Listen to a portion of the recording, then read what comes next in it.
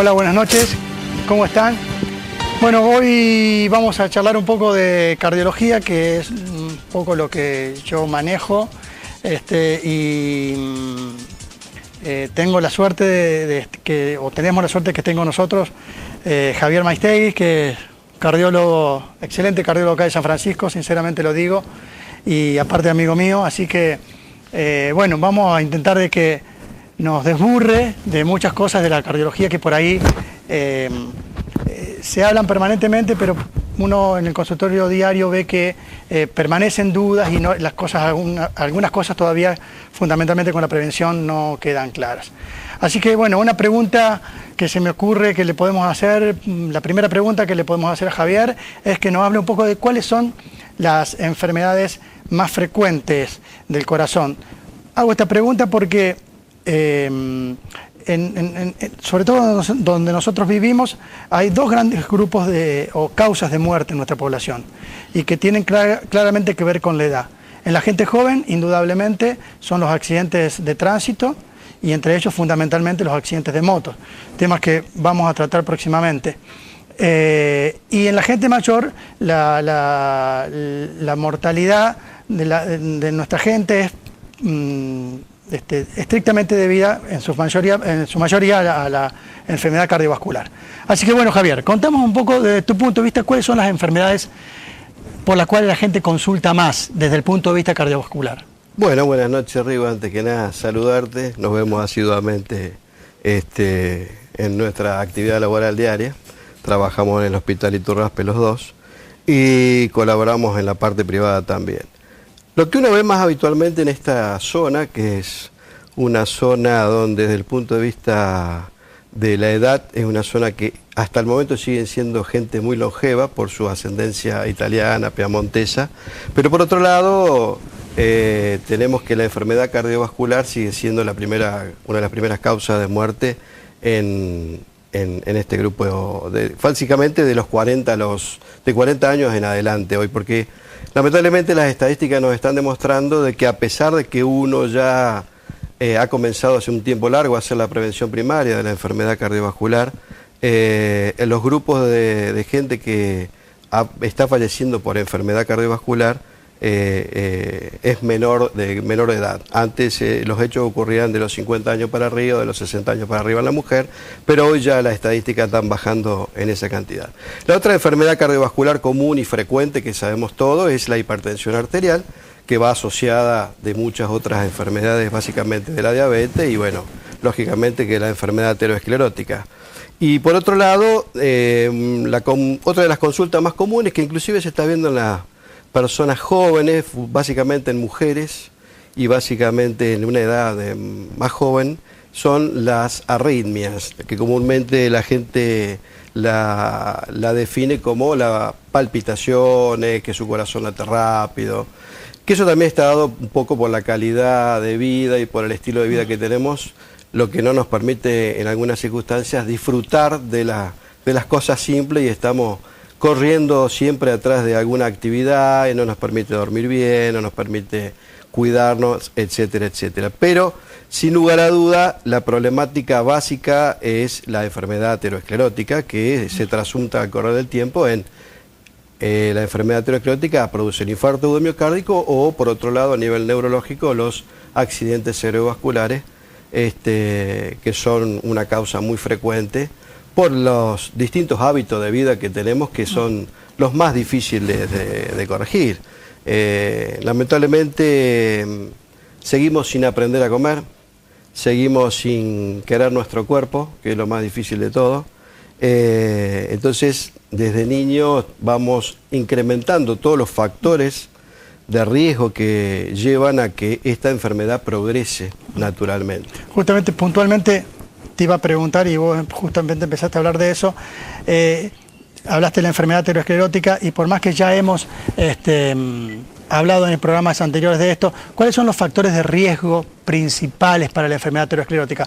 Me gustaría aclarar que se considera un factor de riesgo a un hecho puntual o a algo en especial que está en relación directa con el desarrollo de la enfermedad y mantiene una relación causal. de manera de que si podríamos de alguna manera eliminar este factor, la progresión de la enfermedad estaría dramáticamente reducida. Eso es un factor de riesgo. No sé si fui claro, no, Javier. Perfecto. Vos, bueno, ¿cómo podrías enumerarlos? Lo dimos siempre en los grupos convencionales, que son los factores que uno puede modificar. Son los hábitos, por ejemplo, el tabaquismo, la hipertensión arterial, la diabetes, la dislipidemia, que es la enfermedad de las grasas en la sangre, que puede ser no solamente el colesterol, sino los triglicéridos también tienen la misma intensidad en el choque en la enfermedad aterosclerótica, el ácido úrico, el sedentarismo, el estrés. Digamos, todos esos factores nosotros podemos llegar a intervenir como médicos desde el punto de vista del consejo dietético, la actividad física, e inclusive hoy se ha avanzado mucho farmacológicamente. Tenemos un arsenal de pastillas de distintas, de muchas variedades, en las cuales nos han permitido reducir estos últimos años básicamente el colesterol desde cifras muy elevadas, y que inclusive los mismos consensos internacionales, en un primer momento se hablaba de tener un colesterol de 240, después se bajó a 200, hoy se habla ya de que la enfermedad aterosclerótica se puede llegar a frenar con 180, y si uno ya habla de una persona que ha tenido un evento cardíaco, ya los nuevos consensos están hablando de que tenemos que tener un colesterol total por debajo de 140 y un colesterol malo por debajo de 70. Sin lugar a duda el tabaquismo, porque el tabaquismo no solamente afecta las arterias del cuerpo, sino también al afectar la parte pulmonar, concomitantemente va a afectar el corazón. La diabetes, una enfermedad muy silenciosa que tenemos que respetar y aprender a convivir, porque el concepto básico de esto es que nosotros no lo vamos a curar. Ni Maistegui, ni Bocanera, ni nadie. No llegamos al quid de la cuestión porque tenemos muchas teorías, hay muchas causas de toda esta enfermedad aterosclerótica, pero no hemos llegado al punto clave de decir, bueno, esto se cura de tal manera. Entonces, hemos mejorado los tratamientos desde el punto de vista de la medicación, desde el punto de vista de la actividad física, desde el punto de vista de la invasión dentro del cuerpo para hacer estudios diagnósticos como los cateterismos, la angioplastia, la cirugía, los recambios valvulares, la cirugía de las arterias periféricas. Pero lamentablemente no podemos decir te curo ni de la hipertensión, te curo de la diabetes, ni te curo de la aterosclerosis. Y después lo otro que no podemos modificar, que son los factores que uno trae en la herencia, que está en el genoma, está en la genética. Si uno tiene dentro de su familia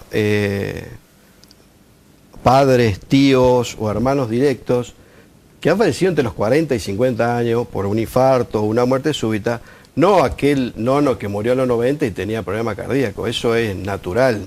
Es decir, cualquier persona con el correr de los años va a formar plaquitas y sarro dentro de sus arterias. La idea es que nosotros empecemos desde los 30 años, de los 25 años, y tratemos de ir trabajando para que no lleguemos a los 50 años, a los 70 años, con un infarto, con un accidente cerebrovascular, con un riñón que no funciona, con una pierna amputada, etcétera. Es decir, básicamente esos son los factores en los cuales uno puede intervenir. O sea, para cerrar un poquito, nos está diciendo que existen factores que no podemos modificar, que son la edad fundamentalmente, la herencia y ser varón. El varón también es otro factor. Claro, y por otro lado, factores que sí, como bien decías, podemos controlar y o modificar, no curar, pero que son fundamentalmente, como decías, la hipertensión arterial, el colesterol, el cigarrillo y la enfermedad que es la diabetes, ¿no? Y lo otro más importante que yo creo que hay que tener en cuenta, que es fundamental, que no solamente desviamos el curso de la enfermedad natural, sino que mejoramos la calidad fundamentalmente de vida, porque si vos tenés a los 45 años un infarto anterior, que tu corazón se le muere una parte importante, que no se contrae bien y el corazón se agranda, a los 50 años va a tener un problema de riñón y a los 55 va a tener otro problema, y bueno, viene todo el círculo vicioso orgánico que uno tiene que tratar de evitar. Y la única manera que tratar es hacer la prevención primaria. ¿Y a dónde apuntarías vos justamente en la prevención primaria? La prevención primaria, lógicamente, esto es un trabajo de campo que es desde la infancia. Es decir, tenemos que empezar de los chicos. Lamentablemente, las últimas estadísticas en Argentina han demostrado que nuestra obesidad, en vez de mejorar, ha ido empeorando. Exacto. Hoy tenemos no solamente obesos, sino gente con sobrepeso que tiene casi el mismo factor. Porque el viejo proverbio de la abuela, el nene gordito es sano, es mentira, no es así. Siempre le dábamos de comer, la abuela le dan de comer de todo para que venga gordito y sano, y bueno, eso está demostrado que es totalmente lo contrario, ese chico lo estamos enfermando. Por eso es que hay tablas. Entonces el trabajo se inicia desde la niñez, lógicamente, con su pediatra, con su seguimiento, con su control. Ya en la adolescencia, bueno, pasará a manos del pediatra que hace adolescencia y bueno, posteriormente la primera línea de batalla va a ser el clínico, que es el que va a conocer al paciente en su totalidad. Y lógicamente nosotros los cardiólogos haremos la parte más de nuestra especialidad y trabajaremos sobre lo que a nosotros nos compete, que es básicamente las enfermedades cardiovasculares, porque nosotros los cardiólogos no hacemos corazón nada más. Vemos la enfermedad cardiovascular, vemos todas las arterias del cuerpo. Y la evaluación de un paciente cardiovascular es desde los dedos del pie hasta las arterias de la cabeza. En conclusión, para redondear lo que decías, obviamente la prevención de la enfermedad cardiovascular empieza en la edad pediátrica. No hay duda. ¿No? Y con su especialidad. Después el médico clínico prevendrá en el adulto y a nosotros lamentablemente nos toca atender cuando la enfermedad está ya instaurada. Está instaurada, ¿no? O con las complicaciones de un evento agudo. Bueno, nos están pidiendo un corte, vamos a un corte para satisfacerlos y luego volvemos.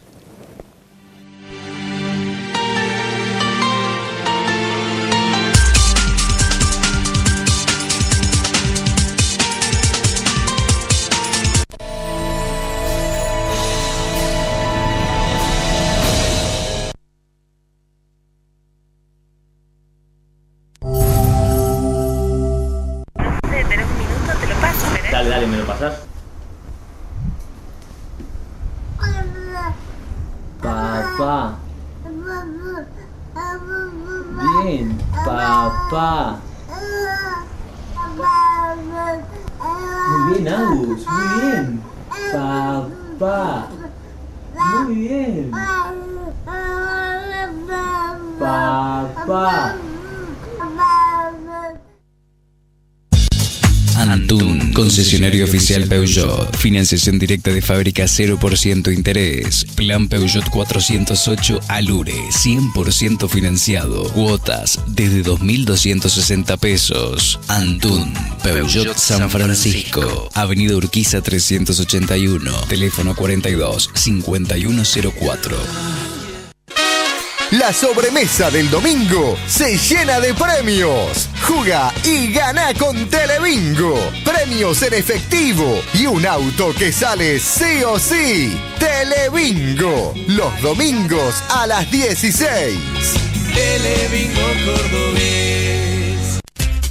Roberto Boeto Pinturas. Asesoramiento técnico en obra sin cargo. Todas las marcas líderes al mejor precio.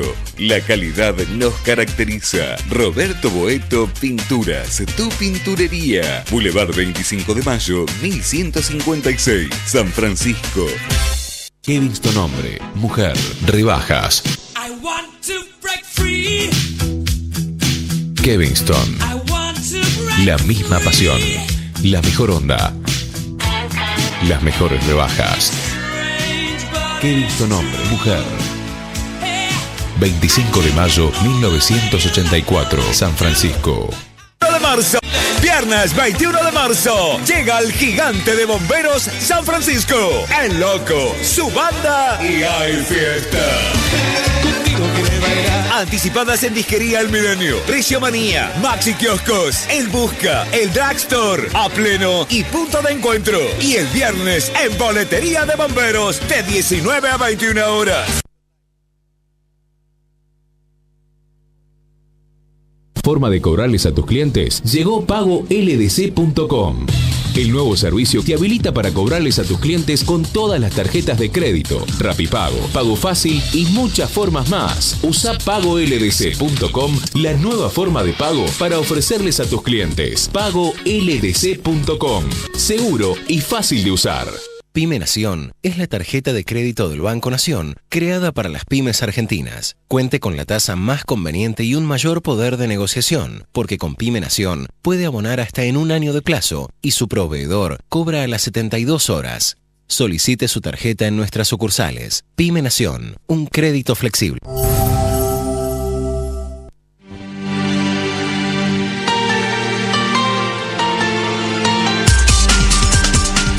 Bueno, ¿qué tal? Vamos a seguir. Nos han llamado muchísimo, tenemos un montón de preguntas, Javier, así que te vas a tener que hacer cargo. No, doctor.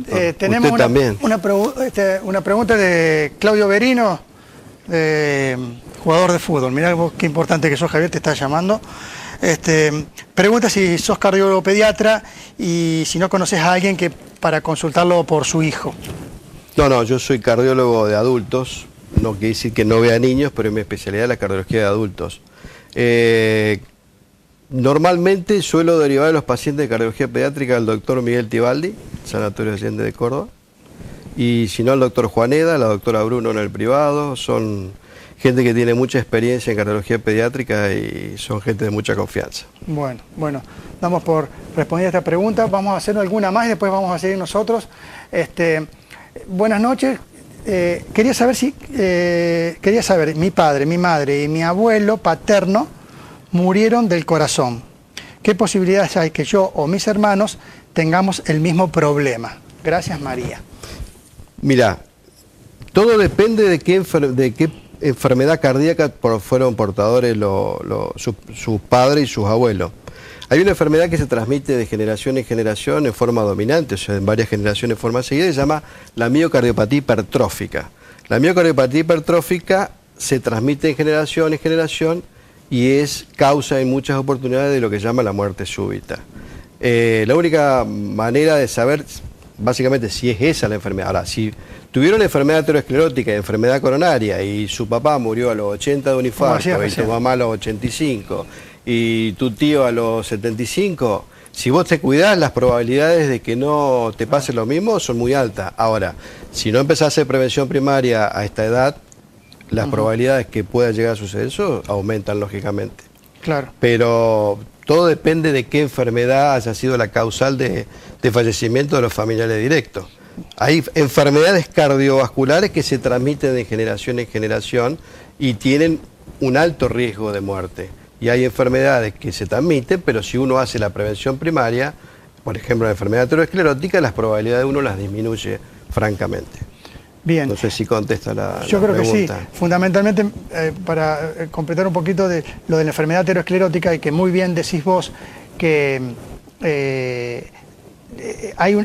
siempre decimos que el antecedente positivo como factor de riesgo del antecedente familiar es si la mamá ha tenido un evento coronario antes de los 65 años, 60 años, y el papá antes de los, como vos antes bien dijiste, de 55 jóvenes. No se considera un factor de riesgo para tener enfermedad coronaria si los papás han tenido eventos coronarios ya de mayor edad, porque es muy lógico que así lo tengan, ¿no es cierto? Por lo tanto, no se considera un factor de riesgo a tener en cuenta. Lo que pasa es que todos vamos a tener aterosclerosis. Claro. No se salva nadie. De hecho, tenemos todos. Algunos hacen la enfermedad y otros no. Tal cual. Y me gustaría que, porque siempre es un motivo de preocupación, y pregunto esto porque es un factor de riesgo y de los más importantes, que es la hipertensión arterial. Ya lo hemos hablado, pero generalmente la gente vuelve a preguntar cuáles son los valores normales de presión arterial y sobre todo si es normal que la gente adulta, o podemos considerar que las cifras de tensiones elevadas en la gente adulta son normales. ¿Qué tenés para contarnos de eso?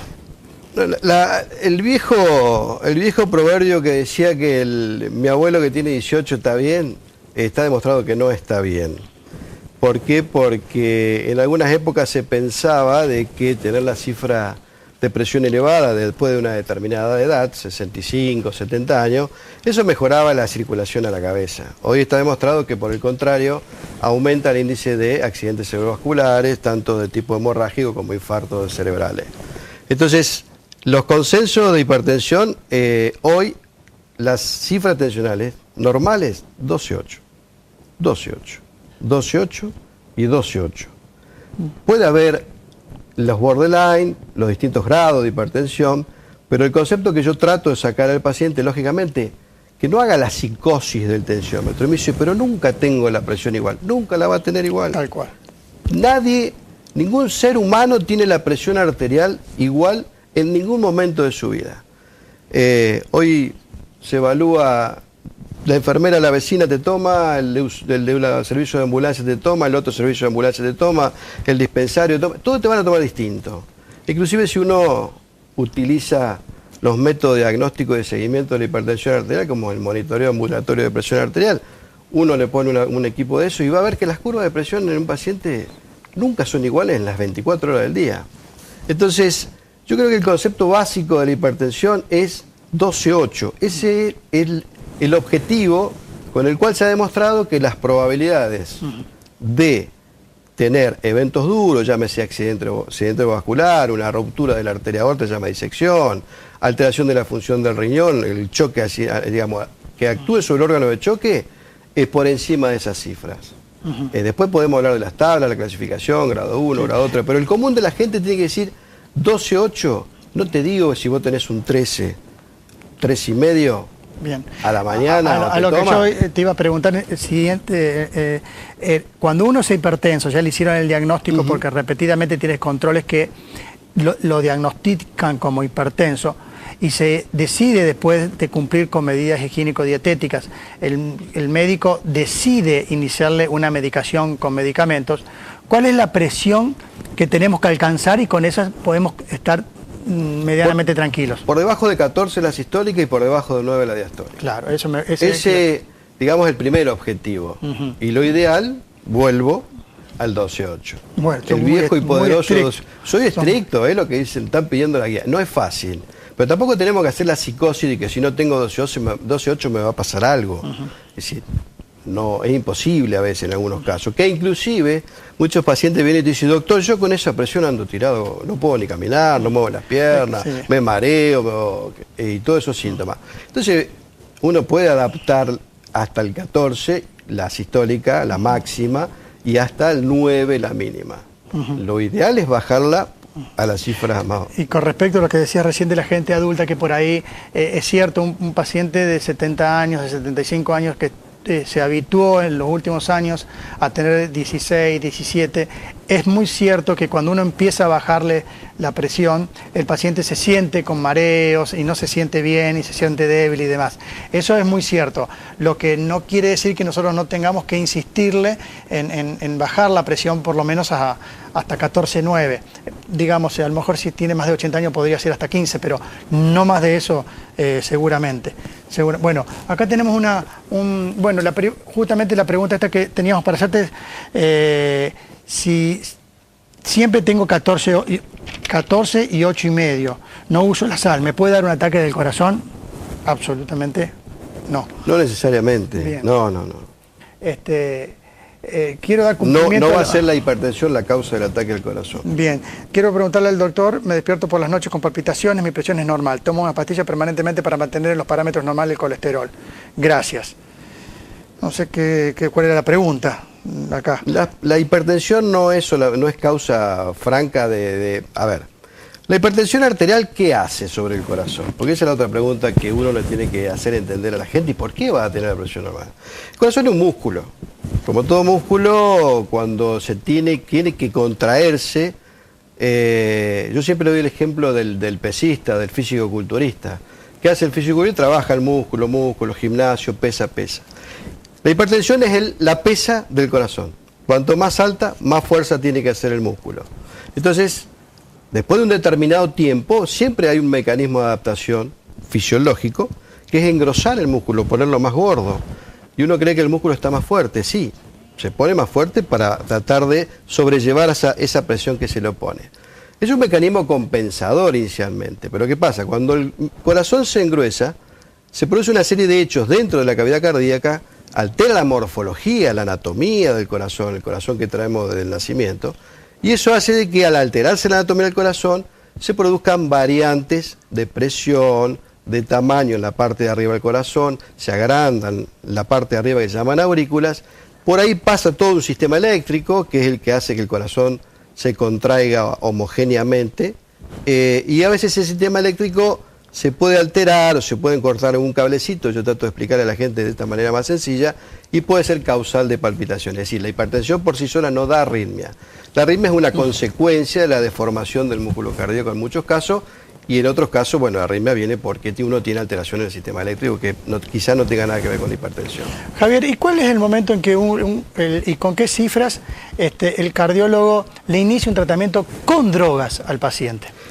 Como lo dijiste antes, todo paciente que tenga cifras tensionales, a pesar de tener un control higiénico dietético, comer sin sal, ir bajando de peso, a pesar de que camina 3 veces por semana, me hace 2 o 3 kilómetros, 50, 60 minutos por semana, a pesar de todo eso, yo veo que sus cifras tensionales no las puedo bajar de 14, no las puedo bajar de nuevo, yo tengo que intervenir en eso, tengo que, o sea, si tengo 15, 16, 17, tengo que intervenir para ir modificándole la evolución de la hipertensión, o sea, tratar de llevar a las cifras más bajas para que su corazón trabaje más tranquilo. Bien, las guías de actuación médica en cardiología dicen que uno debería tomarse hasta 6 meses, siempre y cuando la presión esté por menos de 16/10 y el paciente, por ejemplo, no haya tenido un infarto o no sea diabético. Claro. Pero ese paciente que no tiene otro factor de riesgo asociado o tiene uno solo, como puede ser, tiene el colesterol también alto, y es lo único que tiene, la presión y el colesterol alto,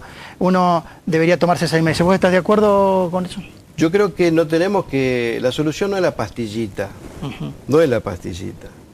Y muchas veces le digo, la pastillita arriba de la mesa de salud tampoco hace nada, porque hay muchos que tienen la pastillita pero no la toman.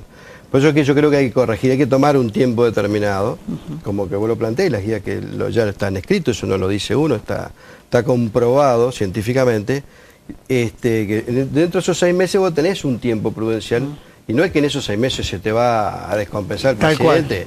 O sea, vos el paciente lo agarra hoy, pero para atrás no sabe cómo venía. Entonces tenés que acomodarlo de acá para adelante. Y de ahí para adelante te tomás esos 6 meses para determinar si con la actividad física, si con la dieta, si hacerlo bajar de peso, si le controlamos el colesterol y la presión se estabiliza, fantástico. No nos olvidemos que todo medicamento que metemos en el cuerpo tiene su beneficio, pero también tiene sus efectos colaterales. Seguramente. Es decir, todos los es decir, hay drogas que son muy buenas para una cosa, pero son muy malas para otra. Entonces, yo creo que el secreto está, primero, en adecuar a cada persona. Eso es, las guías están escritas en general, pero uno tiene que en particular adaptar a cada persona y que inclusive la otra parte que es más importante y que a veces no tenemos tiempo en el consultorio es concientizar al paciente.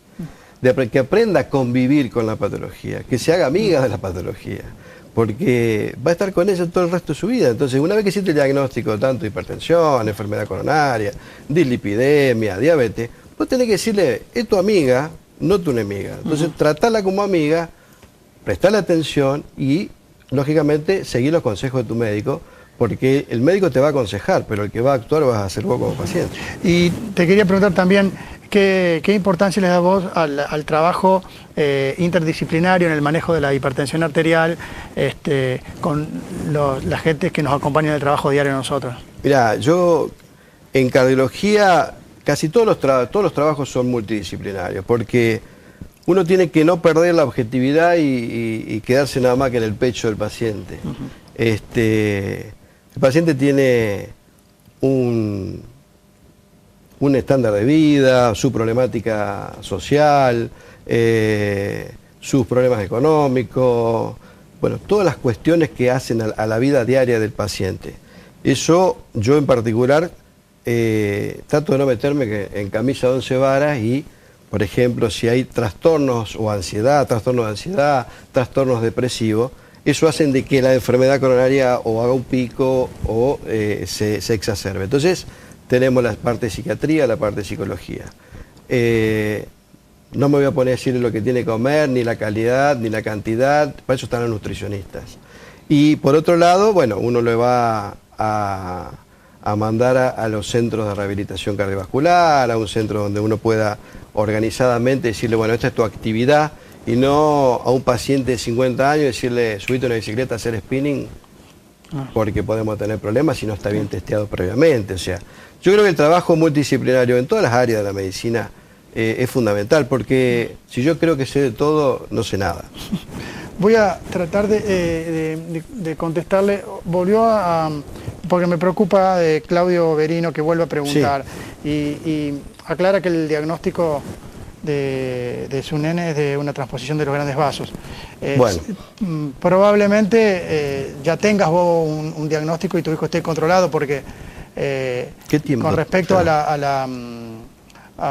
la transposición de los grandes vasos, existen varios tipos de transposición y algunas son más o menos urgentes, depende si el paciente tiene algún tipo de otro defecto paliativo o demás que le ayude a seguir con vida. Quiero ser claro en esto, que seguramente vos tenés un diagnóstico, pero como dice bien Javier, deberías tener una consulta especializada pediátrica en un centro de cardiología pediátrica. A nosotros se nos escapa responderte más sobre todo desde un punto de vista televisivo como este, pero me preocupa porque estás insistiendo y uno no puede darte una respuesta porque justamente uno no conoce el diagnóstico preciso que tiene tu nene, y tratándose de un nene uno debe ser lo más prudente posible. No sé si soy claro, Claudio. Gracias. Bueno, ¿podemos seguir en este bloque? Bien, bueno, vamos a dejar planteada porque nos están dando un minuto, no vamos a poder más que plantear una pregunta. Acabamos de hablar de uno de los factores principales de riesgo de la hipertensión arterial y tenemos una pregunta sobre todo referida particularmente sobre el colesterol. Voy a pedirte, Javier, que en el próximo bloque nos hables de cuáles son las cifras normales de colesterol, cuáles son los tratamientos primeros que hay que hacer cuando uno tiene colesterol alto y cuáles son las drogas que podemos acceder para el control de colesterol. Nos encontramos en el próximo bloque.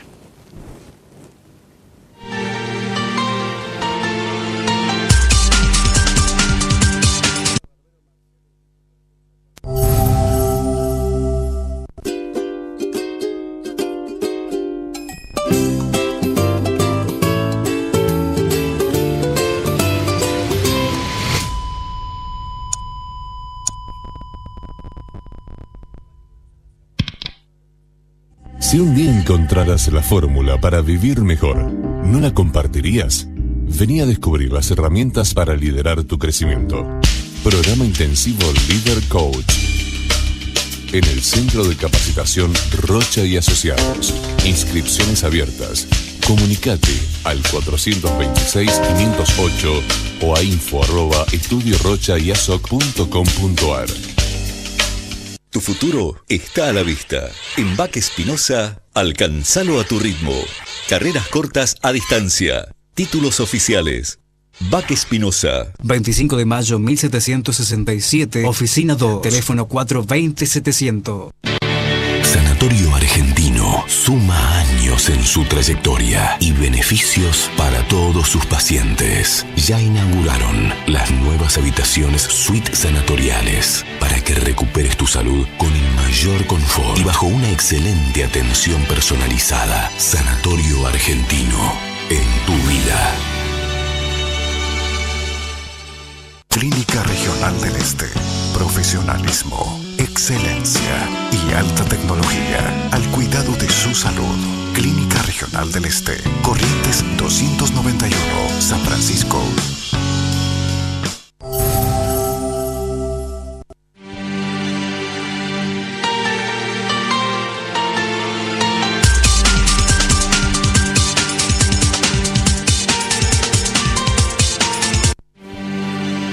Bueno, vamos a seguir. Había quedado una pregunta planteada sobre el cuál es el colesterol normal y cuáles son los tratamientos para el colesterol. Tengo un montón de preguntas. Una que ya fue medianamente respondida por el doctor, que es ¿qué es la miocardiopatía hipertrófica de la punta del corazón? Y con el tiempo, ¿puede agrandarse? María pregunta esto. La miocardiopatía hipertrófica apical es raro de ver en nuestro país. La describió un japonés, dos japoneses en realidad, se llama síndrome de Takotsubo. En general, es una patología que básicamente lo que hay que hacer es controlar ecográficamente la evolución natural de ese engrosamiento de la punta del corazón. Y el tratamiento, primero que nada, lógicamente, si tiene hipertensión, si tiene colesterol, si tiene arritmia, tratar esas cuestiones, pero en sí por sí mismo no modifica mucho la funcionalidad cardíaca. El tratamiento es básicamente con beta bloqueantes, que son drogas que hacen que el corazón se trabaje más lento, se contraiga mejor y nada más. Puede dar síntomas como de enfermedad coronaria y en general se comporta benignamente, pero bueno, hay que ver qué otras cosas asociadas puede llegar a tener. Y fundamentalmente que se controle la familia, porque puede ser, es genético. Tiene un componente familiar. Pero no es frecuente en la Argentina, o sea. No es tan frecuente en la Argentina. Nosotros tenemos. Hoy mi papá estuvo internado en observación porque sintió mucho olor de pecho y le dieron tratamiento para la hipertensión. ¿Tendría que dejar de comer cosas con sal y aceite? Ya lo hemos aclarado mucho. Siendo hipertenso, ¿se puede tomar Viagra? Sí, se puede tomar Viagra. A ver, el sildenafil, que es la droga del Viagra, Viagra es un nombre de una marca, del laboratorio que fue el primero que lo estudió. El Viagra es un vasodilatador, tiene un efecto a nivel biomolecular, biológico, que hace que, bueno, una enzima actúa sobre una serie de cuestiones, que si me pongo a explicar no lo van a entender ustedes, menos yo porque me costó un montón, y aumenta, vasodilatando, disminuye la presión de los vasos pulmonares, básicamente. ¿Cuál es la contraindicación donde el Viagra con la enfermedad cardiovascular? En aquellos pacientes cardiópatas que están tomando un tipo de vasodilatador especial, los mononitratos básicamente, que son vasodilatadores de las arterias del corazón. Cuando uno toma Viagra, la sildenafil compite con el mononitrato y lo inhibe. Entonces, en cierta manera, el paciente estaría desprotegiendo su coronaria y tendría problemas cardíacos. No produce hipertensión el Viagra. Lo que produce hipertensión es el acto sexual, es como hacer un ejercicio. El acto sexual implica un aumento de los latidos del corazón, un aumento del gasto cardíaco y movimientos isométricos que hace que el corazón trabaje más. Es como subirse a una bicicleta y pedalear. Eso es comparativamente el acto sexual. Entonces, si subyacentemente uno tiene enfermedad coronaria y se sube una bicicleta de golpe y pedalea una pendiente, lógicamente que le puede dar algún síntoma. Entonces, muchos pacientes que ya han tenido eventos duros cardíacos, bypaseados, angioplastiados, con antecedentes de enfermedad coronaria, se consultan lógicamente, y más si son pacientes jóvenes, se puede tomar Viagra. Se puede tomar Viagra, lógicamente que bueno, el actor que tenga enfermedad coronaria tiene que adoptar una actitud pasiva durante el acto sexual. Bien. No, fundamentalmente el concepto que tiene que dar claro es la asociación del sildenafil con un tipo especial de vasodilatador, que son los nitratos. Y que se me ocurre en este momento, es muy importante porque uno puede tener angina de pecho durante tener relaciones sexuales y llega a veces a tener que llamar a un servicio de emergencia. Lo primero que le tiene que decir al servicio de emergencia, más allá que le duele el pecho, también le tiene que decir que ha tomado Viagra, porque muchas veces para el tratamiento de la angina de pecho es el nitrito sublingual. Entonces el paciente ha tomado Viagra y encima le ponen la pastillita, lo más probable es que haga una hipotensión severa. Entonces, y ahí complicas más la cosa. Se complica más la cosa. Entonces, que se quede absolutamente en claro que aquel paciente que consulta en la emergencia por un dolor de pecho y ha tomado Viagra, lo primero que tiene que decir que ha tomado... No lo oculte. Exactamente, que ha tomado... Que no lo oculte. Que ha tomado Viagra. Bueno, nos quedó pendiente la pregunta y volvemos a la pregunta. Estábamos hablando de la enfermedad, de la principal causa de muerte de la gente mayor, que es la enfermedad cardiovascular. Dentro de la enfermedad cardiovascular estábamos hablando de la enfermedad aterosclerótica, que es la enfermedad que tapa las arterias y al tapar las arterias produce los accidentes coronarios, los infartos agudos de miocardio, los accidentes cerebrales, y hablábamos de cómo poder prevenir. Estuvimos un rato largo hablando de hipertensión arterial, que es uno de los factores de riesgo principales, y había quedado planteada la pregunta sobre el colesterol. El colesterol es otro de los factores de riesgo principales, modificables, que podemos abordar, y le preguntábamos al doctor Maiztegui cuáles son aproximadamente los límites donde debemos tener nuestro colesterol, cuáles son las medidas para mantenerlo a raya, y en caso de que estas medidas no logren su objetivo, ¿cómo podemos acudir a la medicación? Doctor, muy larga la pregunta. No. Muy larga. Bueno, ¿cuáles son más o menos los valores normales? Resumidamente, por eso te hablaba hoy más temprano, hablábamos de que las pautas y los consensos, cada un tiempo determinado, 3 años, 5 años, depende de qué, van reduciendo los valores. En una época el deseable era 240 miligramos por decilitro, hoy se está hablando de 240, hoy habla de 200, y ya los nuevos consensos ya están hablando de 180, del colesterol total estoy hablando. Y por otro lado, hay trabajos en la literatura de que dicen de que en los pacientes que ya han tenido evento coronario, que tienen enfermedad arteriosclerótica demostrada, con enfermedad básicamente, teniendo cifra de colesterol total por debajo de 180, en algunos casos se habla de la regresión de la placa aterosclerótica, es decir, que en vez de crecer se ha empezado a achicar. Es un estudio básicamente en bypaseados, pero bueno, hay que tomarlos como punto de referencia. Conclusión, la primera línea, lo primero que yo intento con mis pacientes es cerremos la boca, que es lo más difícil de todo, es decir, adecuar una dieta balanceada, por eso está la nutricionista. El típico grasa animal no lo comas, todo lo que sea grasa animal implica colesterol, frituras, embutidos, carne gorda, todo lo que sea, todo lo que venga derivado de las grasas animales. Pero no solamente con la dieta, sino tenemos que también asociarle una actividad física arreglada. Lo que se habla del tema higiénico dietético, lo mismo que para la hipertensión arterial con el tema de la sal y la actividad física. Si uno después de un determinado tiempo, yo inicialmente me tomo de 3 a 4 meses, inclusive hasta 6 meses, veo de que en la curva de laboratorio no ha sufrido una modificación sustancial y este paciente tiene antecedentes muy fuertemente positivos familiares, y si le asocio que tiene hipertensión y si tiene diabetes, soy más agresivo y inicio tratamiento farmacológico. Volvíamos al tema de la farmacología. Hoy ahí están las estatinas, que son el gol estándar en tratamiento de la dislipidemia, básicamente la hipercolesterolemia. Pero hay pacientes que no solamente tienen colesterol, no solamente tienen el total y el malo alto, sino que a veces se le asocia los triglicéridos. Que también hay que adecuar dentro de la dieta de los triglicéridos, son los glúcidos, que son los dulces, los enoles, el alcohol, porque son todos precursores, en definitiva, de la formación de triglicéridos. Que tienen otra línea de tratamiento, son los fibratos.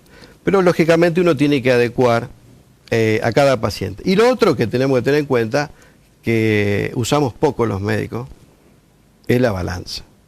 La balanza tiene una parte planita, que es donde nos paramos y nos pesamos, y una palito que va para arriba que nos mide. Entonces eso nos va a dar un índice de masa corporal que no todos sabemos que si tenemos un índice de masa corporal por encima de 25, que es lo deseable, y no pasamos el centímetro por la cintura, y en el hombre pasa de 110 y la mujer pasa de 80, toda esa grasita que tenemos en la panza está formada por una célula que se llama adipocito.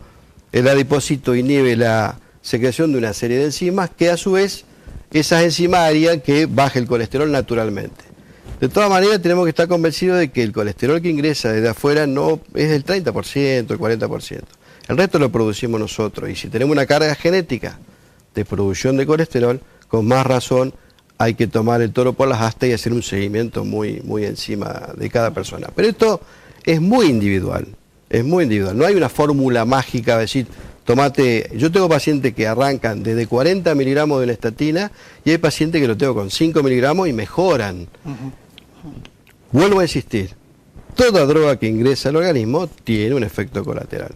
Entonces, todas las drogas para el colesterol, lo nuevo que hay, son fantásticas, pero también tienen un efecto colateral importante que hay que tenerlo muy en cuenta.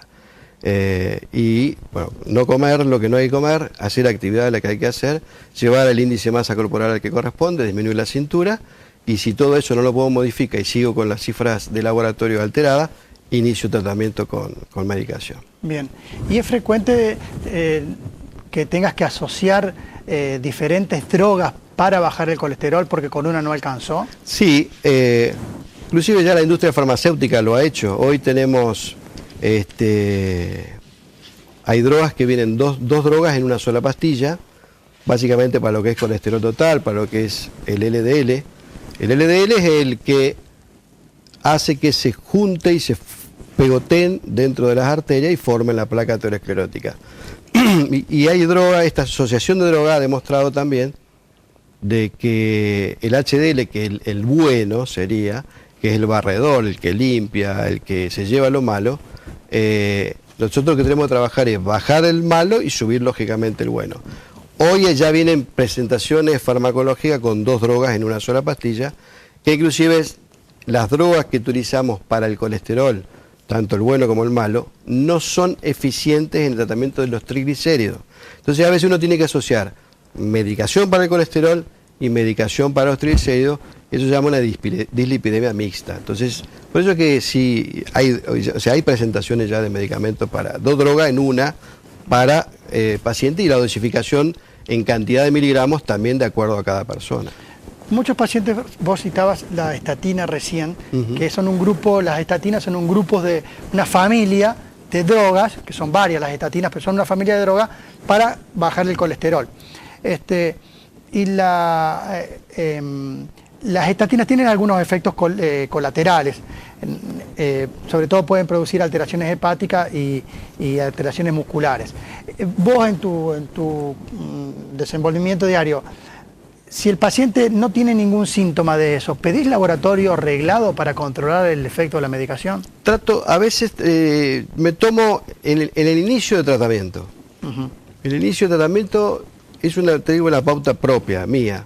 Yo arranco con el tratamiento y hago un control a los 90 días. Si lo llevo bien, voy a los 6 meses al año inclusive recién. O te guías por la clínica. O me guío, básicamente. Si el paciente tiene una buena tolerancia, inclusive en el laboratorio de rutina uno pide, como vos decís, las enzimas hepáticas, o si tiene dolores musculares. He visto muchas miopatías por estatina, hepatitis por estatina. Es por eso que no todo lo que brilla es oro, hay que tener mucha cautela, el seguimiento del paciente tiene que ser muy individualizado. Es decir, no hay la droga mágica para todos los pacientes por de la misma manera. Bien, vamos a dejar el colesterol. Dale. Nos queda el tercer factor de riesgo modificable, que es el tabaquismo. Antes de pasar al tabaquismo, tengo una pregunta acá.